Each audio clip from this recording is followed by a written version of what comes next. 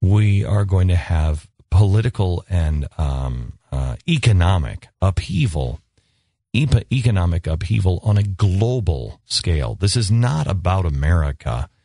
This is about the socialist system that has just driven everybody into bankruptcy. And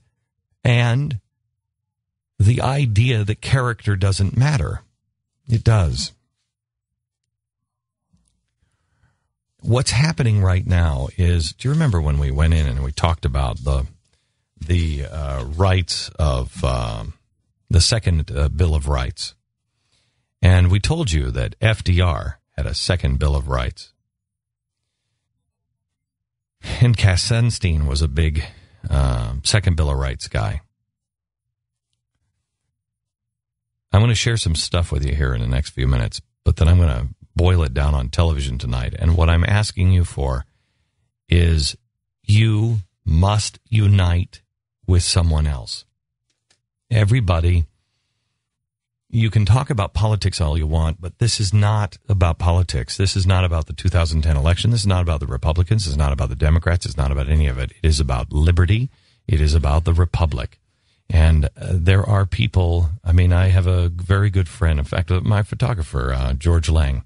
We disagree with on everything politically. But even he says, this makes sense. There's real trouble. This isn't good. Now, we disagree on the policies, but the principles, and that's what we have to do. And you are on the deck of the Titanic, and the Titanic is sinking. It is the global financial situation. It's so far beyond healthcare. And there are going to be those who are inside this ship, and they are going to be yelling at whose fault it is. There are going to be people who are denying that the ship is even sinking because it's unsinkable. There are going to be people pointing at the captain or the last captain or the designer. It doesn't matter. We need people out on the deck, and we need people preparing for when everybody else comes running out. We need more lifeboats. We need things that will float. We need to prepare. So when the panic sets in, we're already out on the deck going, don't panic, don't panic, don't panic.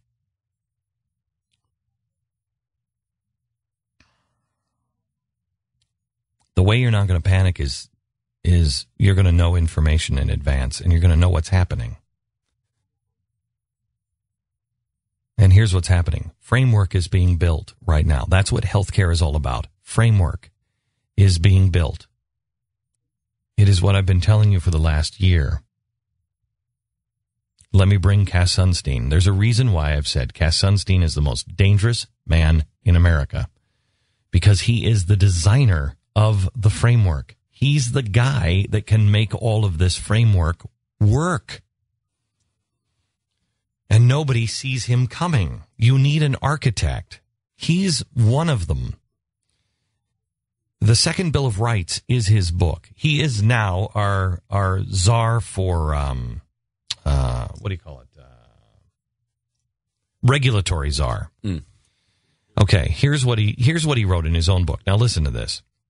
The puzzle is highlighted by the fact that the international community has reached a firm consensus in favor of a second Bill of Rights. Consider the Universal Declaration of Human Rights, which protects a wide range of such rights, adopted by the General Assembly of the United Nations December 10th, 1948. The Universal Declaration has been accepted by most nations in the world, including the United States.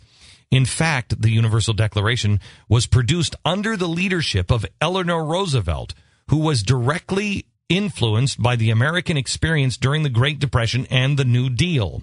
More than any other document, the Universal Declaration reflects an international agreement about rights that people have. This is Sunstein making a case for universal rights. It is a dramatic contrast to the American Constitution.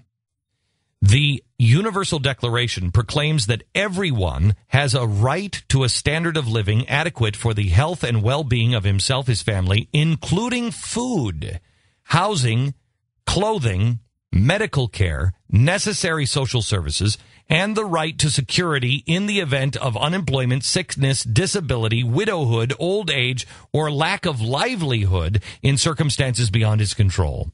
The Declaration also provides a right to education and Social Security. Do you have it? Housing, food, education, Social Security, health care, universal right, universally global framework. The General Assembly has asked the United Nations Commission on Human Rights to adopt a single convention, a document that would go beyond the declaration to impose enforceable duties on the nations that chose to ratify it. To the same general effect, consider the European Social Charter, a treaty now in force in the Council of Europe, signed by 24 member states, including such diverse nations as Cyprus, Denmark, Finland, France, Germany, Hungary, blah, blah, blah, blah, blah, blah, blah. The Charter protects the right to work, the right to fair remuneration, the right to protection of health, the right to Social Security, the right to social and medical assistance, and the right to benefit from social welfare. I'm skipping ahead here a couple of pages to page 104. Was it 104? Yes, 104. There is a pattern to the world constitutions. Are social and economic rights connected to socialism, to a left-wing influence? The answers, he writes, are not clear. A careful study of 64 constitutions find that 47 offer a right to Social Security, 51 provide a right to education, nearly half provide a right to housing and health care. The strongest commitments to economic rights are found in such economic titans, my words, as Portugal, Brazil, Poland, Finland, Uruguay, and Paraguay. The weakest commitments belong to to Austria, New Zealand, Singapore, which is a dynamo, and the United States. Nations with English in common law background are far less likely to contain social and economic rights than those with a French civil law background. He goes on. The constituents of many nations with diverse backgrounds create social and economic rights, whether or not they are forcible. But American Constitution does nothing of the kind. Why? What makes it so distinctive in this regard? I'm not asking whether the American Constitution should include any or all of the second bill. I'm just asking why it doesn't.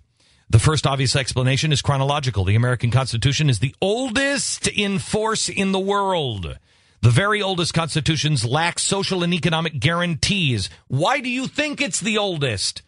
Which are largely a creation of the 20th century. For those who emphasize chronology, the most serious problem is the American Constitution is not frozen in time. It explicitly provides for its own amendment. Then amend the Constitution. But that's not what they're doing. The key question unanswered by the chronological explanation is why the existing document has not been interpreted to include social and economic guarantees. Look how he just goes against himself. You can amend it. But then he goes to, why hasn't it been interpreted that way?